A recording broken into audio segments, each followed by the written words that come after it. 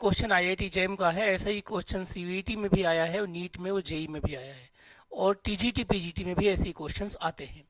हम इस क्वेश्चन को बाई ट्रिक सॉल्व करेंगे। क्वेश्चन है the formal charge in nitrogen atom from left to right in azide ion will be. तो आपको इस क्वेश्चन को समझने के लिए अजाइड आयन को समझना पड़ेगा। उसके बाद मैं बाई ट्रिक बताऊंगा कि विद इन सेकेंड आप फॉर्मल चार्ज को कैसे फाइंड आउट या कैलकुलेट कर सकते हैं। अजाइड आयन क्या होता है? That is the azide ion. ये आप ऐसे लिखते हैं N3 पर एक माइनस, या कोई मेटल लगा देते हैं तो आपका मेटल अजाइड बन जाता है। एक बड़ा इंपॉर्टेंट रिएजेंट बनता है जब आप पढ़ते हैं क्या, रीअरेंजमेंट रिएक्शन, जिसमें आप कार्बीन्स बनते हैं, जैसे कि आप पढ़ते हैं सिमिट रिएक्शंस, इस तरीके के रिएक्शंस। तो अब हम इसको समझते हैं फॉर्मल चार्ज एक्चुअली में होता क्या है। फॉर्मल चार्ज को अगर आपको बाई ट्रिक समझना हो तो आप ऐसे समझिए कि किसी भी पर्टिकुलर एलिमेंट की कितनी वैलेंसी है और उसने बॉन्ड कितने बनाए हैं, राइट।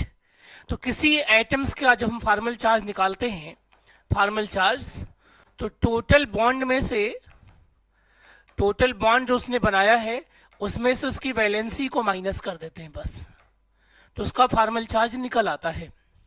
आप ध्यान से देखिएगा, ये मोड नहीं है, याद रखिएगा प्लीज।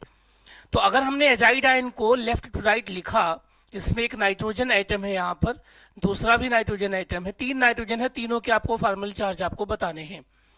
यहाँ पर दो बॉन्ड है इन दोनों के बीच में और इन दोनों के बीच में भी दो बॉन्ड है।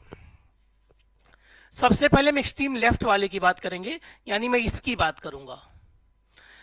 इसकी अगर आप बात करेंगे तो आप बताइए इस नाइट्रोजन ने कितने बॉन्ड बनाए हुए हैं। तो आपका आंसर होगा सर दो बॉन्ड बनाए हैं। कितने? एक और दो, दो बॉन्ड बनाए हैं। और वैलेंसी नाइट्रोजन की कितनी होती है जी? तीन होती है। तो जब दो में से तीन जाएगा तो क्या आंसर आएगा? -1। तो इसका मतलब जो सबसे लेफ्ट में नाइट्रोजन एटम है उसका जो फॉर्मल चार्ज होगा वो -1 होगा। अब आते हैं मिडिल वाले नाइट्रोजन आइटम की, यानी इस वाले नाइट्रोजन आइटम की बात करते हैं। इसने कितने बॉन्ड बनाए हैं? इसने 4 बॉन्ड बनाए हैं। 4 बॉन्ड बनाए हैं और वैलेंसी कितनी होती है नाइट्रोजन की? 3 होती है। तो 4 - 3 क्या हो जाएगा आपका? ये हो जाएगा +1, यानी कि ये +1 हो गया और ये क्या हो गया? -1 हो गया। आप आंसर के नजदीक पहुंच चुके हैं। लास्ट वाले को देखिए आप, इसने कितने बॉन्ड बनाए हैं?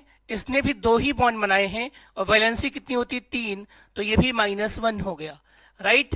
अगर आप ध्यान से देखें तो इस मॉलिक्यूल्स में मैंने 2 नेगेटिव बनाए हैं और 1 पॉजिटिव बनाए हैं, तो ओवरऑल एक ही तो नेगेटिव बचा, क्योंकि 1 + - कैंसिल हो जाएंगे।